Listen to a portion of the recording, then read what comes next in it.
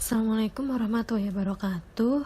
Nah, jadi sekarang kita akan membahas tentang probabilitas bersyarat dan teorema Bayes gitu ya. Nah, di sini probabilitas bersyarat itu adalah kejadian A itu terjadi dengan syarat kejadian B telah terjadi terlebih dahulu gitu. Jadi suatu kejadian yang terjadi ketika kejadian lain terjadi terlebih dahulu gitu. Sehingga di sini penulisannya adalah A garis miring B atau A per B gitu. Nah, kalau probabilitas terjadinya A bila kejadian B telah terjadi, itu bisa dituliskan P A per B. Ini yang dinamakan probabilitas bersyarat gitu. Jadi probabilitas terjadinya kejadian A bila kejadian B telah terjadi. Nah, untuk rumusnya bisa dituliskan P A per B sama dengan PA irisan B dibagi dengan PB.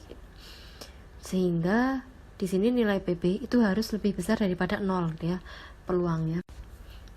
Nah, di sini ada contoh diberikan populasi sarjana di suatu kota yang dibagi menurut jenis kelamin dan status pekerjaan sebagai berikut gitu. Jadi ada tabel ya. Laki-laki yang bekerja itu ada 460 dan yang menganggur ada 40. Dari jumlah keseluruhan lelaki ada 500. Kemudian wanita bekerja ada 140, yang menganggur ada 260. Jadi jumlah total wanita itu ada 400. Nah, di sini jumlah orang bekerja ada 600, jumlah orang menganggur 300 dan jumlah seluruh populasi ada 900 gitu. Di sini akan diambil seorang dari mereka untuk ditugaskan melakukan promosi barang. Ternyata yang terpilih adalah dalam status bekerja. Berapakah probabilitas bahwa dia adalah laki-laki dan juga dia adalah wanita gitu. Jadi yang terpilih adalah laki-laki bekerja dan juga wanita bekerja gitu. Nah, di sini misalkan A itu adalah kejadian terpilihnya sarjana telah bekerja. Sedangkan B adalah kejadian bahwa dia laki-laki. Ini yang soal A dulu ya. Nanti kalau yang soal B berarti yang B adalah kejadian bahwa dia wanita. Nanti bisa dicari sendiri. Nah, berarti kan A irisan B itu sama dengan 460. Ini ya. Laki-laki bekerja ada 460. Bekerja itu kan A, yang B adalah laki-laki, sehingga A irisan B sama dengan 460. Kemudian peluang A irisan B itu berarti kan NA irisan B dibagi dengan total populasinya ada 900, berarti 460 dibagi dengan 900 ya. Peluang terpilihnya sarjana telah bekerja dan laki-laki. Kemudian NA itu ada 600, kejadian terpilihnya sarjana telah bekerja. Ini ya, ada 600 sarjana telah bekerja, maka peluang terpilihnya sarjana telah bekerja ada 600 orang dari total orang ada 900. Sehingga probabilitas A per B sama dengan 460 dibagi 600. Paham ya? Jadi PA irisan B itu kan 460 dibagi 900. Kemudian dibagi PA itu kan 600 per 900. Kalau pembagian yang perperan itu kan berarti kan dia perkalian tapi dibalik ya. Jadi 460 per 900 dikali 900 per 600. Nah, 900 dan 900 sama-sama dicoret, sehingga yang tersisa adalah 460 dibagi dengan 600. Hasilnya adalah 23 per 30. Itu untuk yang terpilihnya sarjana bekerja dan dia laki-laki. Nah, nanti yang wanita silahkan dicari sendiri. Selanjutnya masih probabilitas bersyarat, tapi untuk kejadian yang saling bebas. Jadi di sini bila A dan B adalah dua kejadian dalam ruang sampel S yang saling bebas dengan PA sama dengan 0 dan PB sama dengan 0, maka berlaku PA per B sama dengan PA dan PB per A sama dengan PB. Nah, ini yang tadi ya, probabilitas bersyarat. Maka nilai PA irisan B akan sama dengan PA per B dikali dengan PB. Itu kalau dia 2 kejadian. Kalau kejadiannya ada 3, berarti PA per B irisan C dikali PB per C dikali dengan PC. Itu untuk 3 kejadian. Berarti nanti kejadiannya ada ABC pada ruang sampel S gitu. Nah, contohnya, misalkan kita mengambil 3 kartu, tapi pengambilannya dilakukan 3 kali. Berarti tidak 1 kali ambil 3 kartu, cuman 3 kali pengambilan. Dalam masing-masing pengambilan itu ada 1 kartu. Setiap pengambilan kartu yang terpilih tidak dikembalikan. Tidak dikembalikan ya. Hal ini dikatakan pengambilan kartu tanpa pengembalian. Tentukan probabilitas untuk memperoleh 3 kartu as. Jadi kalau di statistika, pembacaan soal itu harus dilakukan dengan teliti dan cermat ya. Di sini kan ada kata kuncinya nih. Kartu yang terpilih tidak dikembalikan. Berarti dia ketika sudah ngambil 1, total kartunya akan berkurang 1. Tuh. Total kartu bridge itu kan ada 52 ya. Nah, jadi gini, S itu merupakan kumpulan kartu, di mana jumlah kartunya ada 52. Nah, A berarti kan pengambilan pertama, terpilihnya kartu as pada pengambilan pertama. Kemudian B per A berarti dia kejadian kedua setelah terjadinya kejadian A. Berarti pengambilan kartu kedua setelah terpilih kartu as di pengambilan pertama. Terpilih kartu as pada pengambilan kedua dengan syarat pada pengambilan pertama terpilih kartu as. Kemudian CA per B irisan B itu adalah terpilih kartu as pada pengambilan ketiga dengan syarat pada pengambilan pertama dan kedua terpilih kartu as.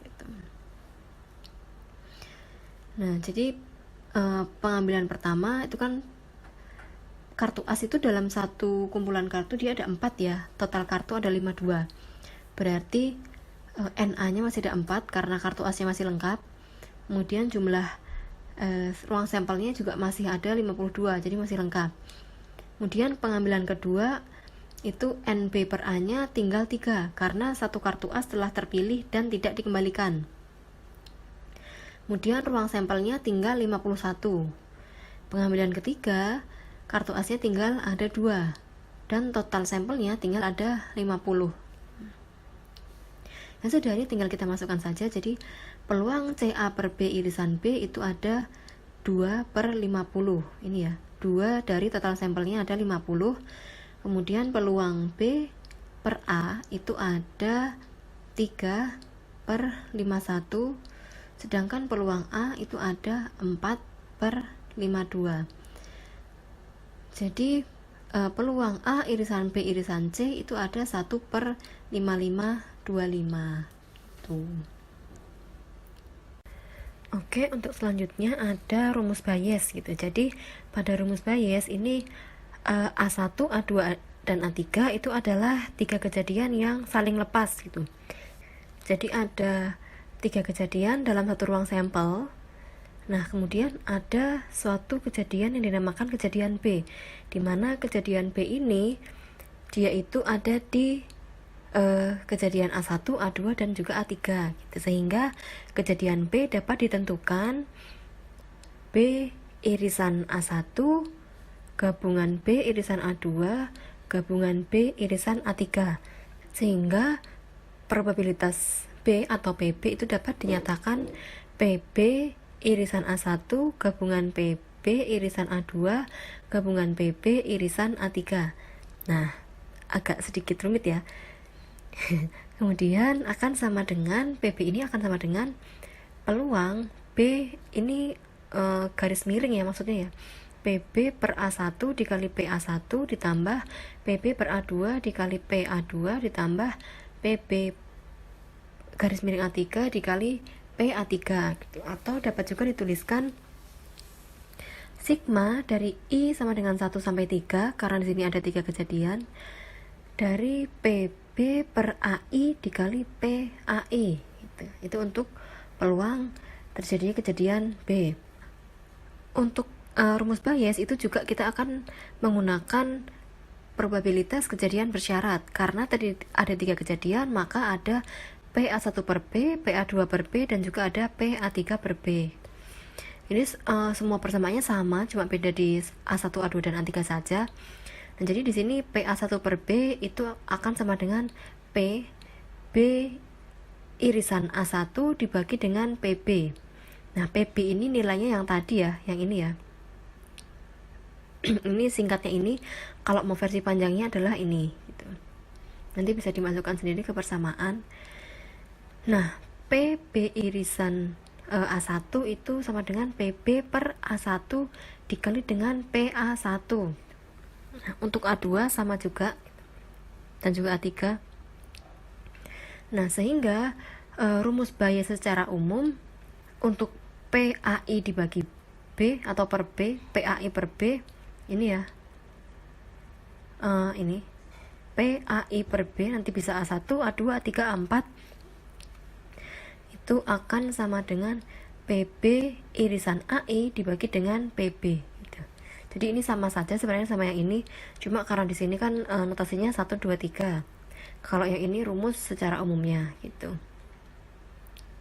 Di sini ada contoh. Jadi ada 3 kotak yang masing-masing berisi 2 bola. 3 kotak, per kotaknya isinya adalah 2 bola gitu. Kotak 1 berisi 2 bola merah. Kotak 2 berisi 1 bola merah dan 1 bola putih. Dan kotak 3 berisi 2 bola putih. Dengan mata tertutup, Anda diminta mengambil 1 kotak secara acak dan kemudian mengambil 1 bola secara acak dari kotak yang terambil tersebut. Jadi ambil dulu kotaknya, kemudian dari kotak terpilih kita ambil 1 bola. Anda diberitahu bahwa bola yang terambil ternyata berwarna merah. Berapakah peluangnya bola tersebut terambil dari kotak 1, 2, dan 3? Nah, jadi bisa dituliskan kalau A1 itu adalah kejadian terambilnya kotak 1, A2 adalah kejadian terambilnya kotak 2, dan A3 adalah kejadian terambilnya kotak 3. Dan B ini adalah kejadian terambilnya bola merah. Yang ditanyakan, peluang bola tersebut terambil dari kotak 1, 2, dan 3. Berarti peluang bola merah terambil dari kotak 1, peluang bola merah terambil dari kotak 2, dan juga peluang bola merah terambil dari kotak 3. Nah, pengambilan kotak itu kan dilakukan secara acak ya, tadi mata tertutup dan secara acak. Berarti masing-masing kotak itu memiliki peluang yang sama, sehingga nilai PA1, PA2, dan PA3 itu sama, jadi 1 per 3. 3 itu dari total jumlah kotaknya. Nah, kemudian probabilitas terambilnya bola merah dari kotak 1 adalah 1. Jadi bola merah dari kotak 1. Tadi kan di kotak 1 ada 2 bola merah. Sehingga berarti peluang terambilnya bola merah adalah 2 dari total bola yang ada dalam kotak ada 2. Jadi 2 per 2 sama dengan 1. Kemudian probabilitas terambilnya bola merah dari kotak 2. Tadi kan kotak 2 isinya 1 merah dan 1 putih. Berarti 1 bola merahnya ada 1, dari total bola ada 2, sehingga nilai P B per A2 ada setengah atau 1 per 2. Kemudian yang ketiga, probabilitas terambilnya bola merah dari kotak 3. Nah, kotak 3 ini kan isinya 2 bola putih, berarti 0 dong, karena dia tidak ada bola warna merahnya. Nah, sehingga untuk PB bisa kita tuliskan, tadi kan PB kan PBAI dikali dengan PAI ya. Nah, di sini berarti bisa ditulis PB per A1 dikali PA1 ditambah PB per A2 dikali PA2 ditambah PB per A3 dikali PA3 gitu.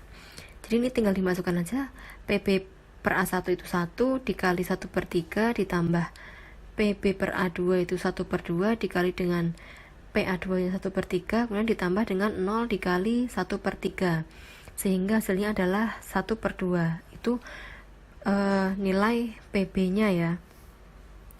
Itu peluang terambilnya bola merah itu ada setengah. Nah, kemudian kita cari peluang terambilnya bola merah dari kotak 1. Itu kan berarti tadi PB irisan A1 dibagi dengan PB akan sama dengan PB per A1 dikali PA1 dibagi dengan PB. Nah, ini semua tadi nilainya sudah ada ya, berarti tinggal masukkan sehingga didapatkan nilai 2/3. Peluang terambilnya kotak 1 itu ada 2/3. Kemudian peluang terambilnya kotak 2 itu ada 1/3. Peluang terambilnya kotak 3 yang berisi bola merah itu ada 0 gitu. Oke, sekian dulu kuliah kita pada hari ini. Semoga materinya dapat dipahami dengan baik. Ya, selamat belajar. Terima kasih. Wassalamualaikum warahmatullahi wabarakatuh.